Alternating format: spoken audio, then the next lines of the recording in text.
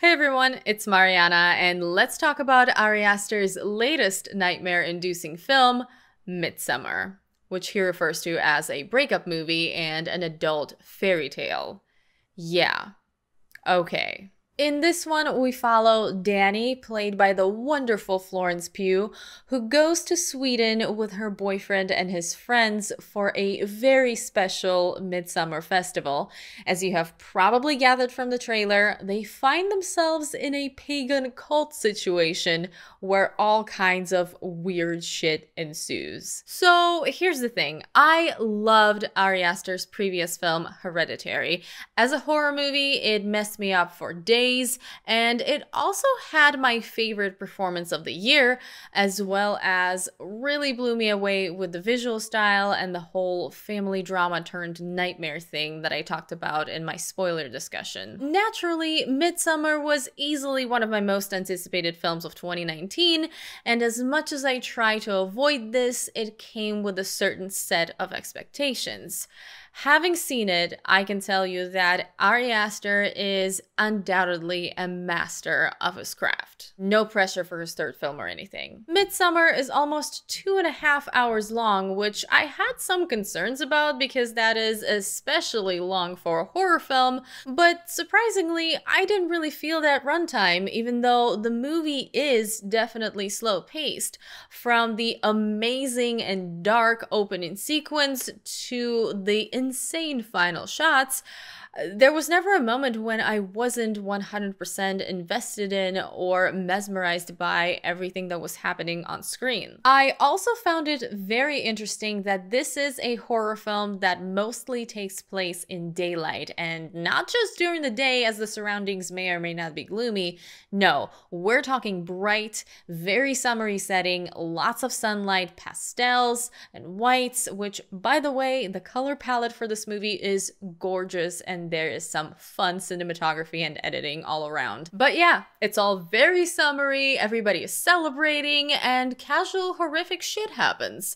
Speaking of which, since this is a horror movie, I think it's fair to ask, is it scary? Fear, of course, is a very individual thing, so I can imagine that some people found this movie scary, but for me, Midsummer was unsettling and disturbing, but not particularly actually scary. The idea of being trapped in this pagan cult situation is definitely unsettling, and there are specific aspects of the movie that could potentially get under your skin, particularly the graphic violence and gore, which Ari Aster repeatedly throws in your face before you have a chance to look away. I feel like he has this signature gore scare at this point.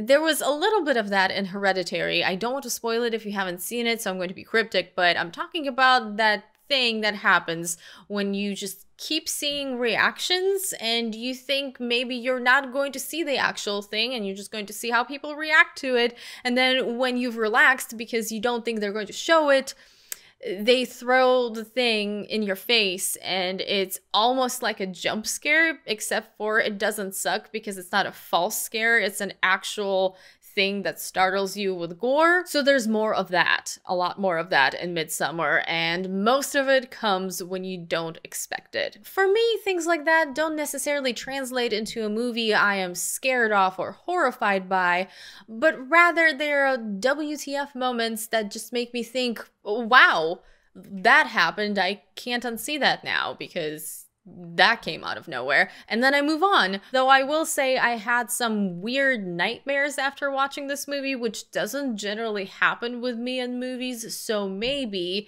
this had impacted me more than I thought it did. But yeah, disturbing rather than scary from my perspective. I did love the themes Midsummer went for. It's very much an exploration of dealing with grief and distress, the idea that you can't run away from pain, which is something the main character keeps trying to do, but pain is a part of life and you just have to accept it and work through it. And hopefully you have people who can help you go through it.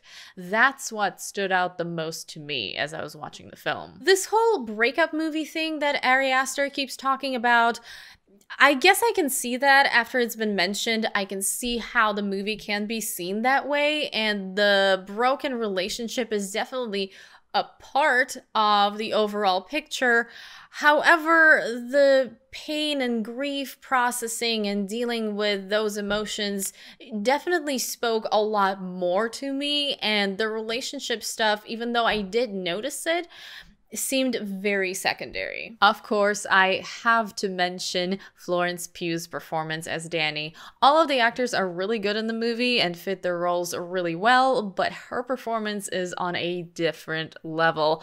I love Florence Pugh. This is the third film I've seen her in, and she is always so great to watch. I'm sure she will unfortunately get ignored by the Academy Awards like Toni Collette did with Hereditary, but she is fantastic, and her character is definitely the most interesting one. Aside from Dani, though, I actually thought the characters were the weakest part of the film. There just isn't a lot of dimension or background there. They do some silly things just to advance the plot, and I didn't really care about what happens to them. I was more interested in how the events unfold, partly because if you pay attention to the surroundings and the walls and the art and the foreshadowing and the dialogue, it's pretty easy to see what's going to happen, so it's more about the journey itself. Something I didn't expect, though, is for this movie to have comedy. Will Poulter plays this ridiculously annoying character who is also funny because of how obnoxious he is. Plus, there is a level of gallows humor in this entire situation in general, so that actually made the movie surprisingly entertaining. In the end, Midsommar definitely stuck with me. I kept thinking about it and what it was trying to say. Initially, I didn't think that I would want to see it again, but now, as a few days have gone by, I do think I might watch it again eventually. It would absolutely be a very interesting experience to see it again. I am sure there are things to pick up on that I missed, even though I was watching for details in the background. Obviously, not a film for everyone, but if it does sound interesting to you, I don't think you will be disappointed. I'm struggling with the rating a little bit here. It's somewhere between 4 and 4.5 out of 5 for me. There were a lot of things that I loved about this movie, but it just didn't blow me away as much as I hoped it would, and the character issues that I talked about, I wish there was more background and more development or something to make that aspect more interesting, because I am definitely a character-driven viewer, so that was a bit of a bummer. I think I'm sticking with 4 out of 5 for now, which may change on a rewatch. It is completely possible that I would appreciate it even more on a rewatch, but as is, right now, it is a solid, really liked it, 4 out of 5 stars. So that's it for my review of Midsommar. Let me know what you guys thought of the movie if you've seen it already. I know I'm going to get this question in the comments, so I'm just going to tell you right away, no, I did not like it more than Hereditary. I think visually it is more impressive than Hereditary, but as a whole, yeah, Hereditary wins 100% for me. I generally don't like comparing movies like that, especially since they're not a part of a franchise or anything, even though there are quite a few similarities if you look deeper into it. But yeah, I know I'm going to get this question in the comments. So let me know what you thought, and do let me know in the comments which of Ari Aster's films did you like better, Midsommar or Hereditary? I would love to know. Thank you so much for watching as always. I hope you guys enjoyed the video, and if you did, please don't forget to give it a thumbs up, share it, subscribe to my channel, and I hope you're having an awesome day. I will see you very soon with my next video. Bye!